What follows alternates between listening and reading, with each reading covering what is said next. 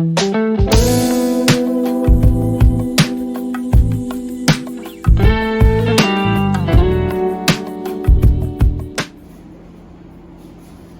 हम लोग income tax में एक लेसन है इनकम फ्रॉम हाउस प्रॉपर्टी, उस लेसन के एक टॉपिक को यहां पर सीखा जाएगा, जिसमें एक हाउस है, उसके हाउस के कुछ हिस्से को ओनर ऑक्युपाइड किया है, यानी उसका मकान मालिक कुछ हिस्से में रहता है, और कुछ हिस्से को लेट आउट किया है ओनर ने, यानी कुछ हिस्से को किराए पर दिया हुआ है।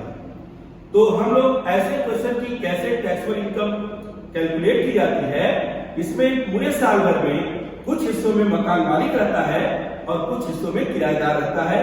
हम उसका एक क्वेश्चन डिक्टेट कर रहे हैं जो आपकी स्क्रीन पर देखिए चल रहा है, ध्यान से उसको समझिए। Mister Pratik is a owner of a big house whose municipal valuation is 36,000. इसकी municipal value 36,000 per annum. 1/3 portion of the house is let out to a tenant at ₹5,600 per month for residential purpose. इस house का complete house है, उसका 1/3 portion let out किया है owner ने, इसको किराए पर दिया है किराएदार को रहने के लिए।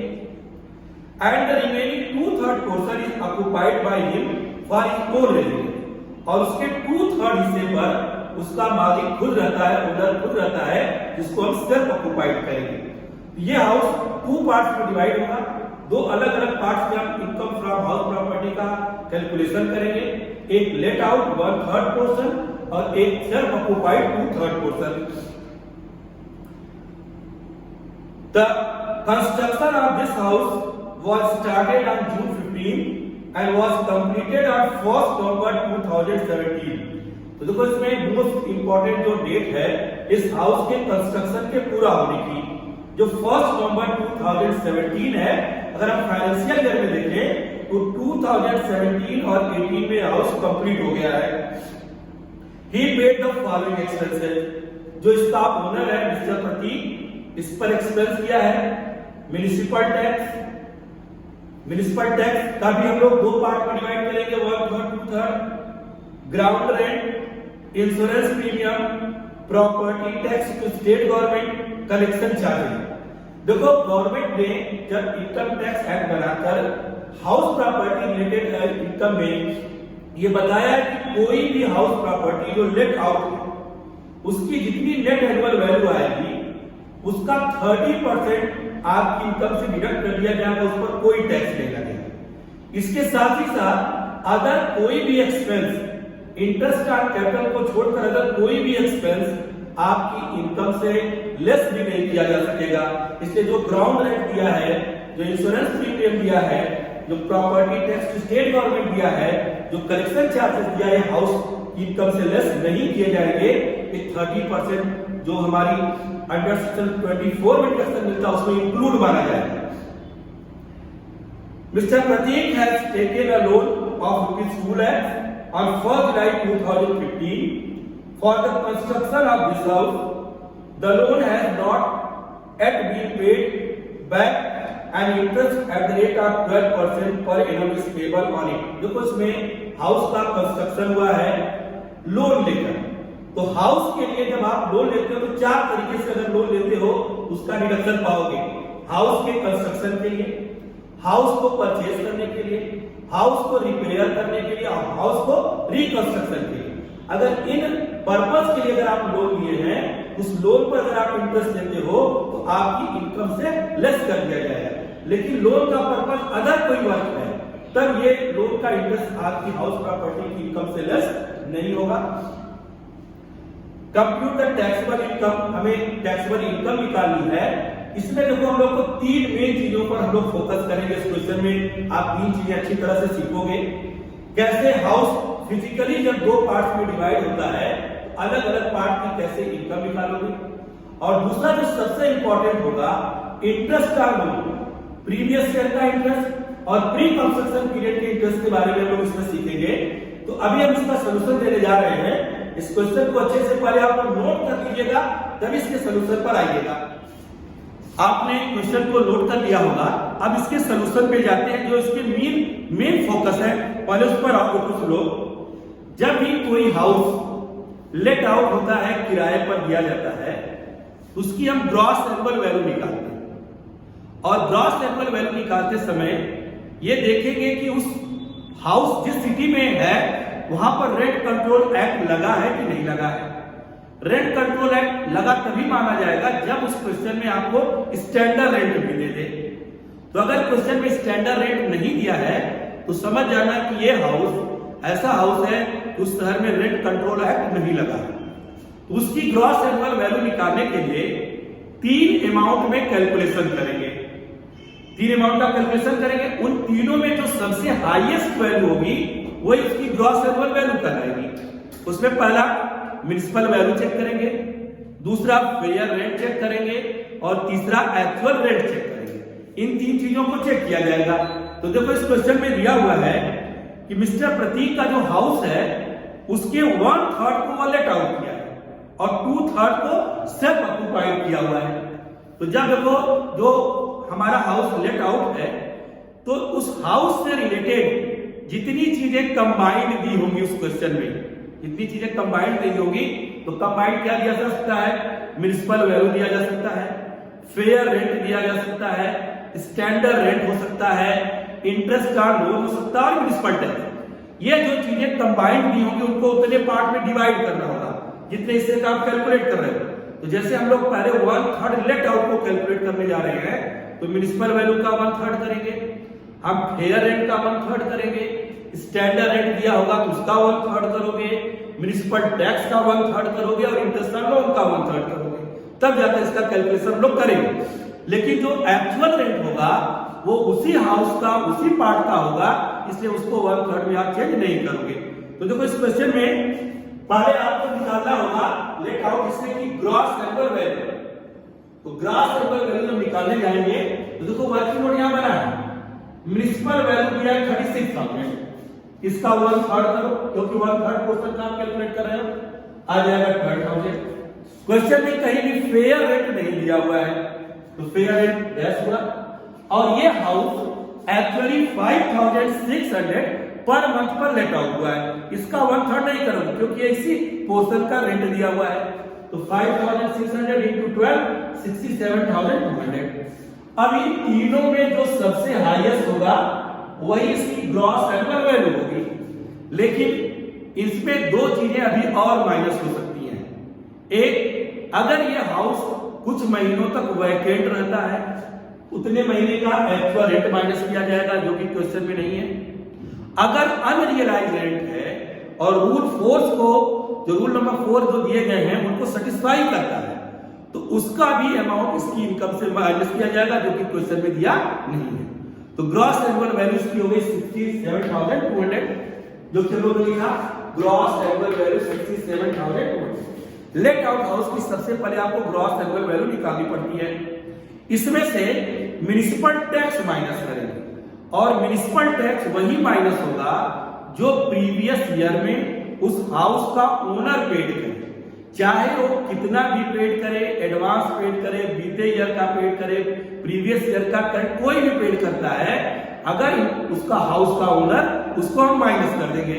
तो इसमें देखो लिखा है म्युनिसिपल टैक्स 3600, तो 3600 का 1/3 निकालोगे क्योंकि 1/3 पोर्शन की इनकम कैलकुलेट करने जा रहे हैं 1200। तो ग्रॉस एनुअल वैल्यू से म्युनिसिपल टैक्स 1200 माइनस हुआ, अब ये कहलाएगा नेट एनुअल वैल्यू। अब गवर्नमेंट इनकम टैक्स एक्ट में बताई है कि आप नेट एनुअल वैल्यू का सेक्शन 24 में 30% आपकी इनकम से लेस कर दिया जाएगा, लेकिन इसके बदले में आपका कोई भी एक्सपेंस अलाउड नहीं होगा, चाहे वो ग्राउंड रेंट हो, चाहे इंश्योरेंस प्रीमियम हो, प्रॉपर्टी टैक्स हो या कलेक्शन चार्ज, ये अलाउड नहीं होगा। तो जितना भी नेट एनुअल वैल्यू होगा आप लिखोगे डिडक्शन अंडर सेक्शन 24, जितना नेट एनुअल वैल्यू आएगा उसका 30% आपकी इनकम से लेस हो जाएगा, उस पर कोई भी टैक्स नहीं लगेगा। तो 66,000 का 30% हो गया 90,800। इस तरह के जो हाउसेस होते हैं लेट आउट हो या सेल्फ ऑक्युपाइड, इनको एक डिडक्शन मिलता है इंटरेस्ट ऑन लोन का, लेकिन वो लोन का पर्पस क्या होना चाहिए, उस हाउस को परचेज करने के लिए उस हाउस के कंस्ट्रक्शन के लिए, उस हाउस के रिपेयर के लिए और उस हाउस के रिकंस्ट्रक्शन के लिए। अगर इन 4 पर्पस के लिए लोन लिया है उसका इंटरेस्ट भी हम इस इनकम से माइनस करेंगे। तो देखो इसमें लिखा है कि मिस्टर प्रतीक जो है वो 1 जुलाई 2015 को 2 लाख रुपीस का लोन लिया और ये लोन उसने कंस्ट्रक्शन कराने के लिए हाउस को लिया है और इस लोन का इंटरेस्ट है 12% और अभी तक इस लोन का कोई भी हिस्सा रीपेड नहीं हुआ है। अब देखेंगे कि हमारे प्रीवियस ईयर में अभी भी हमारे ऊपर लोन 2 लाख रुपए 2015 में लोन लिया, लेकिन ये लोन का अभी कोई भी हिस्सा रीपेड नहीं हुआ है। तो हम लोग जब इंटरेस्ट का लोन निकालेंगे तो प्रीवियस ईयर में आज भी इसके ऊपर 2 लाख रुपए लोन है।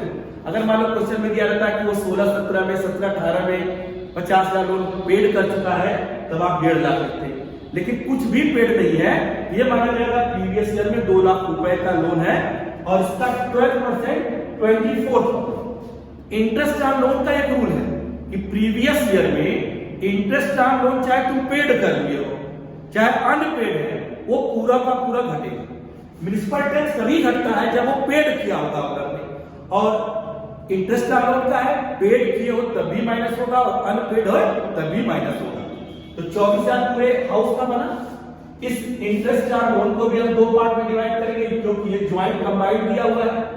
1/3 लेट आउट का 8,000 हिस्सा बना और 2/3 से ऑक्युपाइड का 16,000 रुपए हम इंटरेस्ट ऑन लोन के रूप में माइनस करेंगे दोनों हाउस का अलग अलग। एक होता है pre construction period.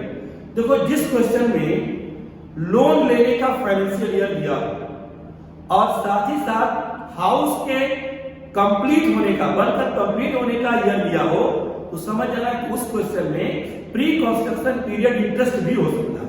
Pre construction period interest क्या होगा? जैसे इस तरह का हम लोग इंफॉर्मेशन अपनी इनकम से लोन का डिडक्शन तभी पाते हैं जब हमारा हाउस बनकर तैयार हो जाता है, लेकिन जब हमारे हाउसेस बन रहे होते हैं जिन फाइनेंशियल ईयर में उस ईयर में जो हमने इंटरेस्ट पेड किया होता है इस तरह का रिपोर्ट कार्ड हम देते नहीं, इसलिए हमारी इनकम से माइनस हुआ रहता नहीं इंटरेस्ट। तो गवर्नमेंट ने कहा कि जब आपके हाउसेस बन रहे थे उस ईयर के हाउसेस के इंटरेस्ट को जोड़ लो और जोड़कर उसको 5 से डिवाइड करो, 5 हिस्सों में बदलो और हम उसके बाद जब हाउस कंप्लीट हुआ है उस कंप्लीट होने वाले ईयर से लगातार 5 ईयर में हम उसको माइनस कर देंगे। तो लगातार 5 ईयर्स में हमारा 2020-21 फाइनेंशियल ईयर आना चाहिए। अब देखो उसने लोन जो लिया है वो लिया 1 जुलाई 2015 को, 1 जुलाई 2015 को 15-16 फाइनेंशियल ईयर में लोन लिया। और देखो क्वेश्चन में कहा कि जो हाउस बनकर कंप्लीट हुआ है वो 1 नवंबर 2017 को। तो हाउस बनने का जो फाइनेंशियल ईयर है 17 और 18। अगर हाउस 1 अप्रैल 2017 को बनता तभी 17-18 का लिखते हैं, अक्टूबर में बनता 17 को तभी 17-18, 31 मार्च 2018 को बनता तभी 17-18 ही आप लिखते हैं। इस बने वाले ईयर के डेट को इंपॉर्टेंस नहीं, इस बने वाले ईयर का केवल हमारा ईयर इंपॉर्टेंट है। तो 17-18 में हाउस बनकर तैयार हो गया। इसके पहले के जितने भी ईयर होंगे वो सब प्री कंस्ट्रक्शन पीरियड कराएंगे क्योंकि उन ईयर में हमारे हाउस बन रहा था। अभी तो 15-16 में बन रहा था, 16-17 में बन रहा था, 17-18 में बनकर तैयार हो गया। कभी भी तैयार हो हमारा फाइनेंशियल ईयर हमें केवल चाहिए। अब इन 2 ईयर का हम इंटरेस्ट निकालेंगे। तो देखिए 2015-16 में वो 1 जुलाई को लोन लिया, उस ईयर में जुलाई, अगस्त, सितंबर, अक्टूबर, नवंबर, दिसंबर, जनवरी, फरवरी, मार्च 9 मंथ का इंटरेस्ट देगा। तो 2 लाख का 12%, 9 मंथ का हो गया 18,000 रुपए। और 16-17 में 2 लाख पर पूरे एक ईयर का 24,000 रुपए इंटरेस्ट। तो जब हाउस बन रहा था उस समय वो 42,000 रुपए इंटरेस्ट पेड किए, लेकिन उस ईयर में कोई डिडक्शन नहीं पाएगा क्योंकि उसका कोई इनकम टैक्स का इसका फॉर्म रिटर्न का नहीं भरना होगा। अब ये 42,000 हुआ, इसको रूल कहता है कि इसको 5 पार्ट्स में डिवाइड करो, ये रूल है। 5 पार्ट्स में डिवाइड किया 8,400 आया। ये 5 बार में 42,000 घटेगा। पहली बार उस ईयर में घटेगा जिस ईयर में हाउस बनकर तैयार हुआ, 17-18 में घटाया, दूसरी बार 18-19 में घटेगा, तीसरी बार 19-20 में और चौथी बार 20 और 21 में। ये हमारा 20-21 1 2 3 4 5 में आ जाना चाहिए। अगर 6वें सत्र में 20-21 पढ़ रहा है तो ये डिडक्शन हमें नहीं मिलेगा। 1 2 3 4 अभी क्लियर हुए हैं। इस 8400 का भी हम डिडक्शन पाएंगे प्री कंस्ट्रक्शन पीरियड का। हम इससे पहले 1 2 3 बार पा चुके हैं, चौथी बार पाएंगे, एक बार और पाएंगे। हमें इस ईयर से देखना है। इस 8400 के भी दो हिस्से होंगे, 1/3 2800 ये जो लेट आउट हाउस है, और 8400 का 2/3 जो हमारा सेल्फ ऑक्युपाइड है।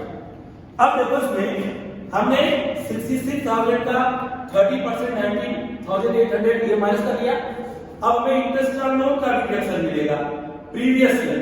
तो देखो प्रीवियस ईयर में टोटल इंटरेस्ट है 24,000, लेकिन लेट आउट वाले का हिस्सा है 8,000 लिख दिया। प्री कंस्ट्रक्शन पीरियड में देखो पूरे हाउस का 8,400 है, 1/3 वाले का 2,800। हम लोगों ने इन तीनों को ऐड कर दिया, आया 30,600। हम अपनी नेट एनुअल वैल्यू में से इसको माइनस किए और ये कल आएगा इनकम फ्रॉम हाउस प्रॉपर्टी 35,400। अब रिमेनिंग जो 2/3 है सेल्फ ऑक्युपाइड, उसका भी आपको कैलकुलेशन करना पड़ेगा। तो सेल्फ ऑक्युपाइड का एक सिंपल सा रूल है, उसकी नेट एनुअल वैल्यू नहीं लो, यानी उसके उसी municipal value, standard rate, fair rate सब नहीं चेक करना, सीधे लिखोगे नेट एनुअल वैल्यू बिल, उसका कोई भी म्युनिसिपल टैक्स आपको माइनस नहीं करना है। सीधे नेट एनुअल वैल्यू लिखकर सिर्फ आपको उसमें से इंटरेस्ट का लोन माइनस करना है। इंटरेस्ट का लोन में देखो प्रीवियस ईयर का जो 24,000 में 16,000 रुपए हुआ, 16,000 इसका, और जो प्री कंस्ट्रक्शन पीरियड में 5,600 इसका 21,600। देखो जो इंटरेस्ट का लोन है हमारा सेल्फ ऑक्युपाइड का, उसमें ईयर का भी एक बहुत बड़ा इंपॉर्टेंट रोल है। अगर 1 अप्रैल 1999 से पहले अगर आप लोन लिए हो, तो लोन का पर्पस चाहे रिपेयर हो, चाहे रिकंस्ट्रक्शन हो, चाहे परचेज हो, चाहे कंस्ट्रक्शन हो, सिर्फ 30,000 का डिडक्शन पाओगे। अगर लोन 1 अप्रैल 1999 या उसके बाद लिया गया है, तो अगर आप हाउस को परचेज, हाउस को कंस्ट्रक्शन कराने के लिए हो, तो 2 लाख रुपए तक का इंटरेस्ट का डिडक्शन पाओगे। और अगर रिपेयर और कंस्ट्रक्शन के लिए हो तो 30,000 रुपए तक का डिडक्शन पाओगे। ये हाउस 1 अप्रैल 1999 के बाद का लोन है, इसको 2 लाख रुपए तक का डिडक्शन मिल सकता है, क्योंकि हाउस के कंस्ट्रक्शन के लिए इसके लोन लिया था। अब यहाँ पर केवल 21,600 है, इसलिए लिखेंगे। और हमेशा जो सेल्फ ऑक्युपाइड हाउस है लॉस में रहेगा, या तो नील रहेगा या तो लॉस में। ये कहलाएगा लॉस फ्रॉम हाउस प्रॉपर्टी 21,600। ये पोर्शन प्रॉफिट में है और ये लॉस में है। हमारा इनकम ज्यादा है, लॉस कम है, हम लिखेंगे टैक्सेबल इनकम 13,800। एक बार फिर इस क्वेश्चन को आप पढ़कर लगाने के बाद इसको वीडियो को रोकना, क्वेश्चन को नोट करके फिर अपने से ट्राई करना। हम आगे चलकर एक ऐसे क्वेश्चन की प्रैक्टिस करेंगे जिसमें एक ईयर के हिसाब से हाउस 2 पार्ट में डिवाइड हुआ। ये तो फिजिकली 2 पार्ट में डिवाइड हुआ, जब ईयर में 2 पार्ट डिवाइड होगा तब उसमें क्या हम सोल्यूशन करेंगे, आगे की वीडियो में उसको आपको बताएंगे।